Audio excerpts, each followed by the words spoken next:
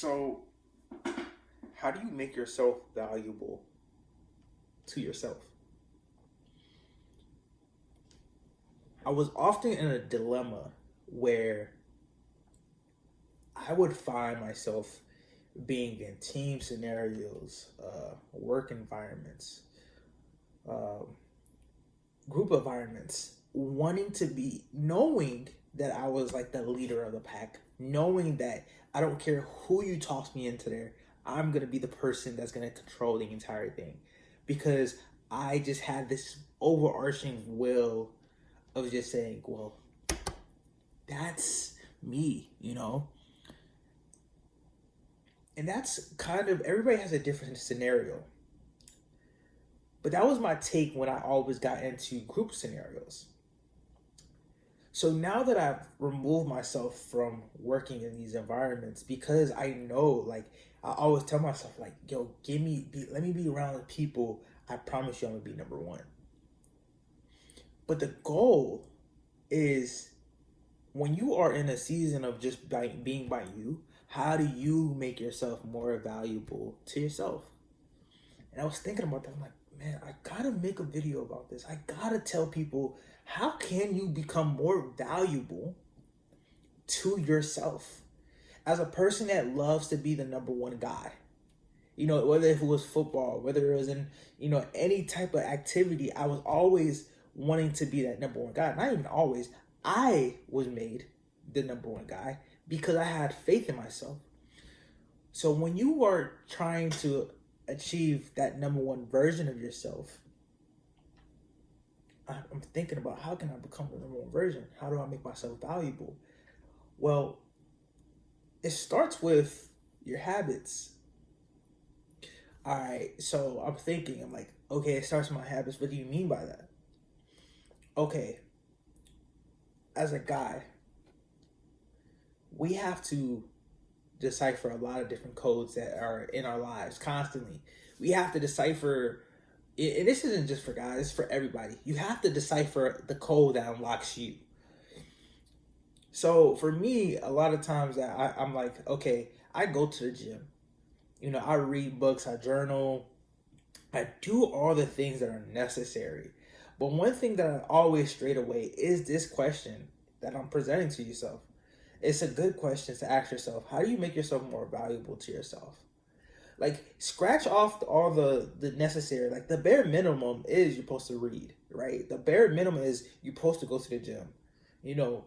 But what are the things that you are just slightly slacking out of, right? Because I used to think to myself, I'm like, well, a lot of things I used to pay for people to do, like fix my car, or like fix my phone.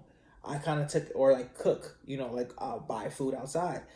I decided to say, no, I'm going to be a person that cooks, right? I'm going to be a person that can solve this problem with my car, and I'm going to fix it.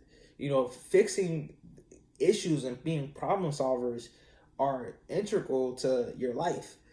Um, I'm not super adamant about this topic, but what I'm trying to say is that, like, I'm not super animated about the topic, because as I'm speaking, I'm wanting that urge of saying, well, there's so many things that I can achieve, right? Put myself above and make me more valuable to myself.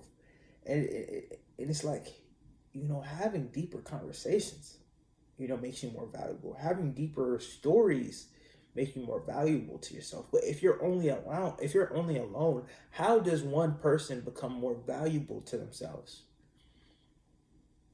Trying hobbies, doing the things that they fear. Like, those things have made me more valuable. I remember it was one time in my life where it was like, I have to grow up. There was a version of myself where I'm like, well, I have to show up. And I was doing everything. I was working a job, and not only working a job, I was running my brand, but not really running my brand. But I took everything outside of working my job and becoming a man serious. So if there was a problem with my car, I didn't run to anybody. I figured it out.